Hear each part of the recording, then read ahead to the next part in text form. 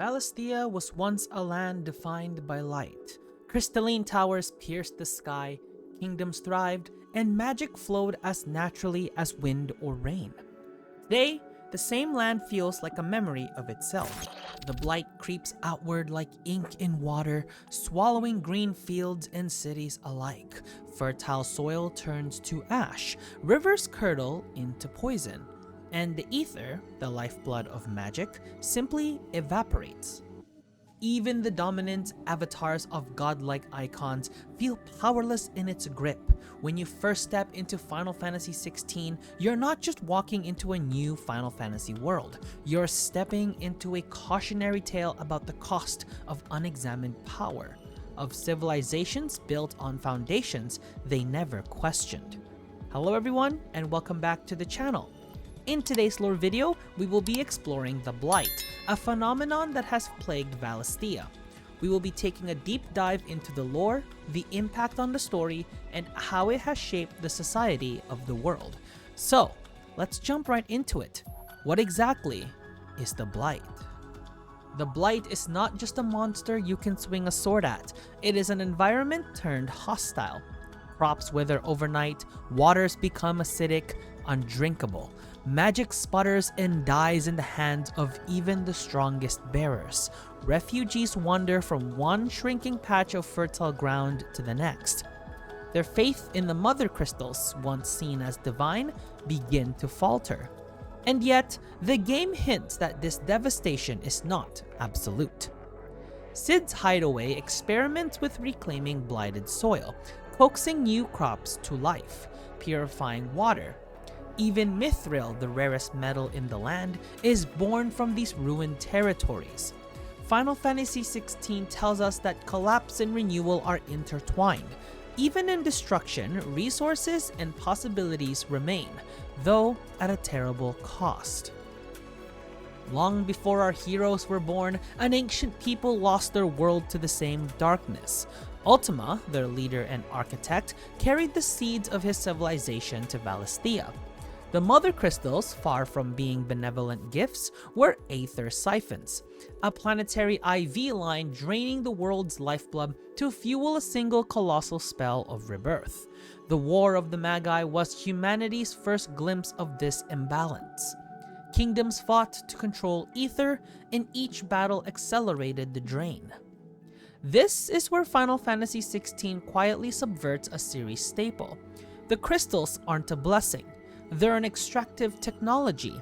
Producer Naoki Yoshida has openly said the crystals are a stand-in for fossil fuels, energy sources that sustain civilization even as they doom it.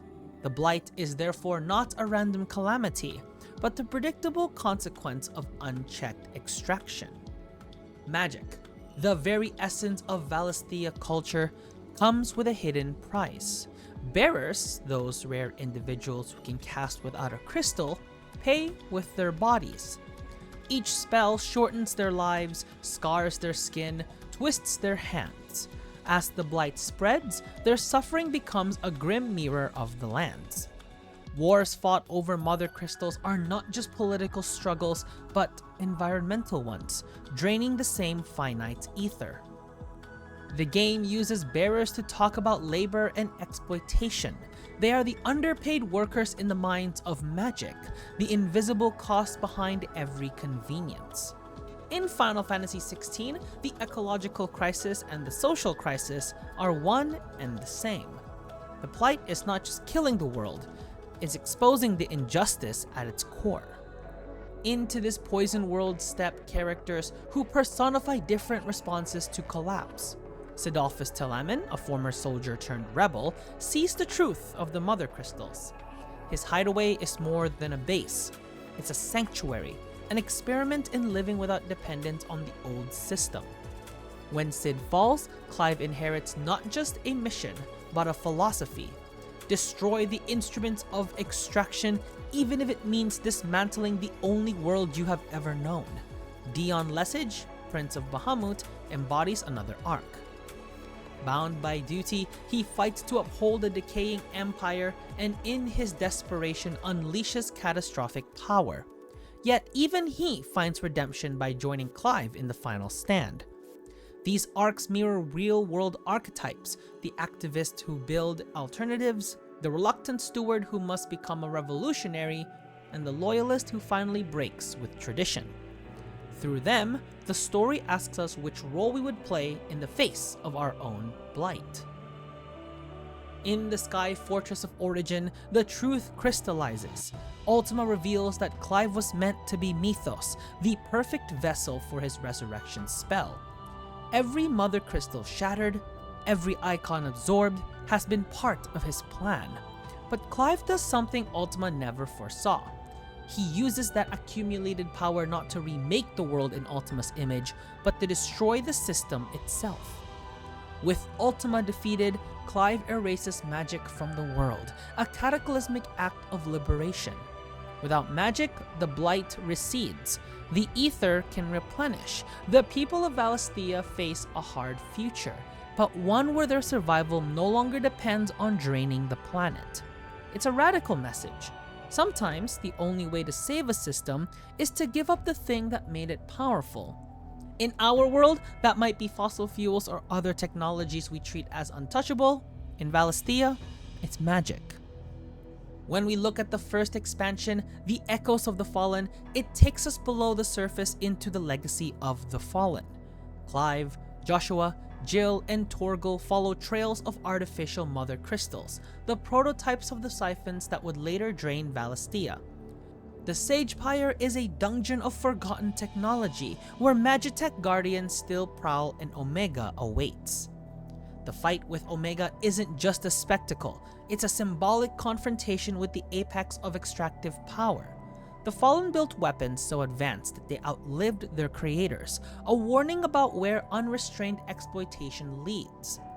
By toppling Omega, Clive and his allies are literally dismantling the ghost of an old world so something new can grow.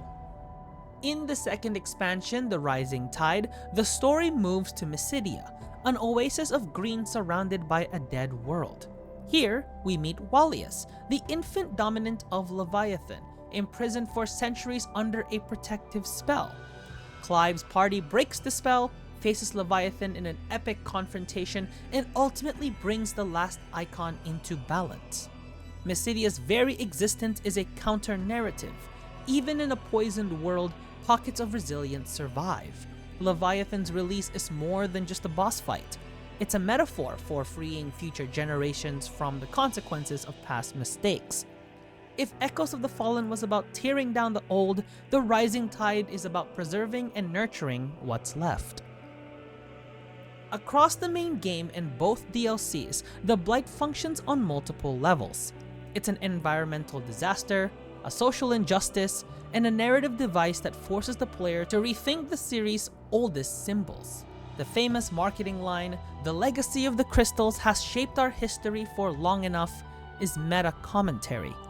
It's not just about Valisthea moving beyond the crystals, it's about Final Fantasy itself moving beyond tropes that it's relied on for decades. By embedding social critique into its world building, Final Fantasy XVI makes the destruction of magic, normally a tragic loss in this genre, feel like a liberation.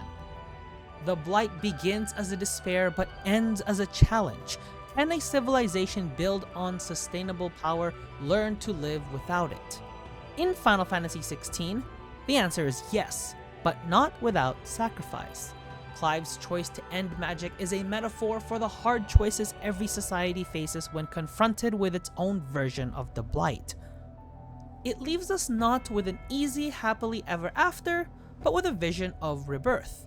A mundane world, less spectacular, but capable of enduring. That final image, a child reading a book titled Final Fantasy in a world without magic, is not just a wink at the player. It's a promise that stories and hope survive even when old systems die.